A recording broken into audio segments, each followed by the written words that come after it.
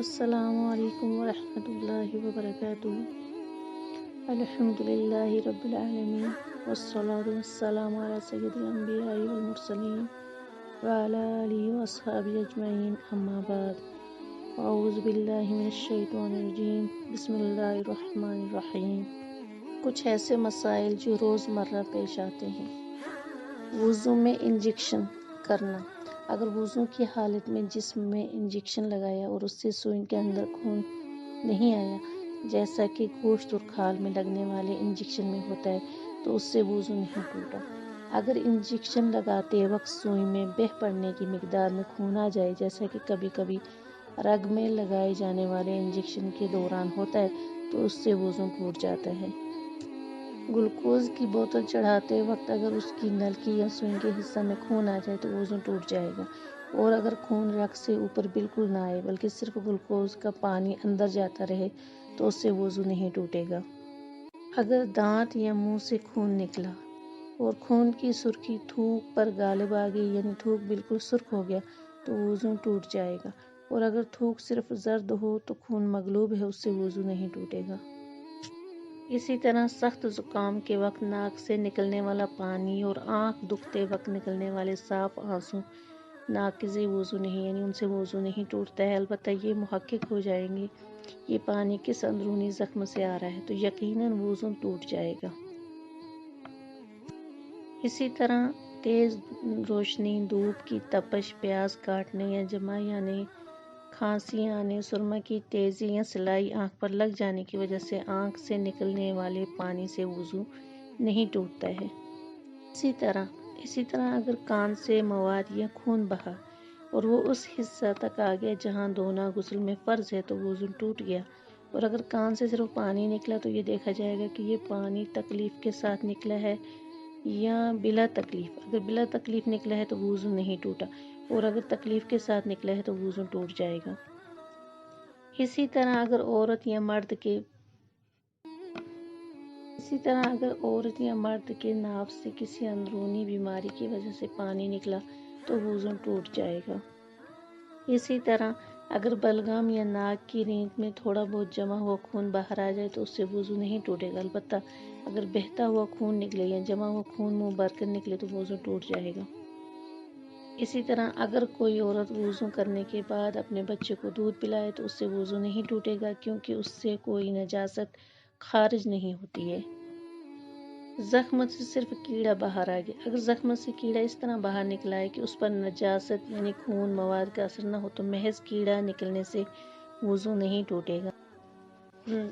پیشاب یا پاخانہ کی جگہ سے کیڑا یا پتھری وغیرہ نکلی تو وضو ٹوٹ جائے گا،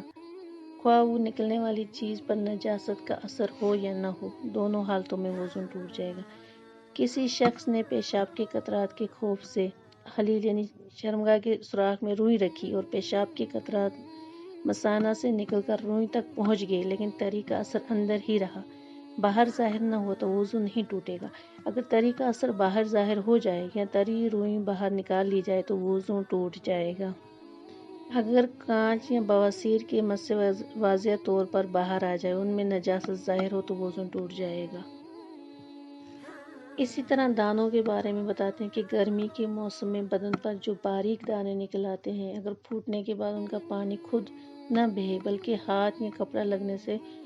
پھیل جائے تو وضو نہیں ٹوٹے گا، اگر خود بخود بہہ پڑے تو وضو ٹوٹ جائے گا۔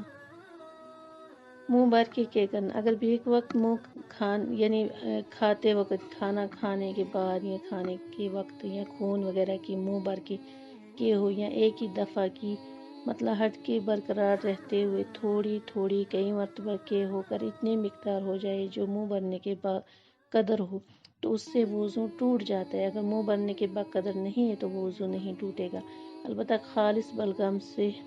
بلغم کی کے سے وضو نہیں ٹوٹتا،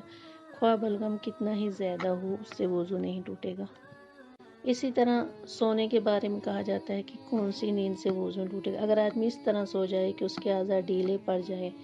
قوت ماسکہ یعنی خروج ریح کو قابو میں رکھنے والی صلاحیت زائل ہو جائے، مثلاً لیٹ کر سوئے تو اس کا وضو ٹوٹ جائے گا۔